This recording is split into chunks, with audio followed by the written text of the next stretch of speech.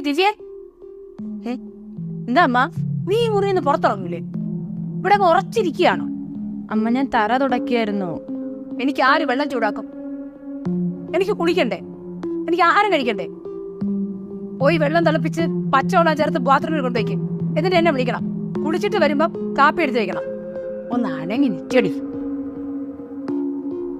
ഇങ്ങനെ ഒരുത്തിയാണല്ലോ എന്റെ മോന് കിട്ടിയത്. ഡേ, നീ നാടി തൂങ്ങി നിൽക്കാതോ ഒന്ന് അണി എടുത്തോണ്ട് പോടിയോട്ട്.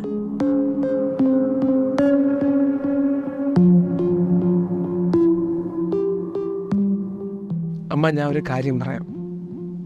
അവളെ അധികം നാൾ ഇവിടെ നിർത്താൻ പറ്റൂല. എന്നെ കൊണ്ട് പറ്റുന്നതൊക്കെ ഞാൻ ശ്രമിക്കുന്നുണ്ട്.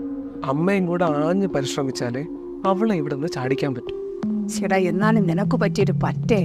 പ്രേമിച്ച കാലത്ത് ഞാൻ അറിഞ്ഞു ഇതിങ്ങനെ ഒരു ഞഞ്ഞാവിഞ്ഞയാണെന്ന്. വീട്ടുകാരുടെ കയ്യിലാണെങ്കിൽ പൂത്ത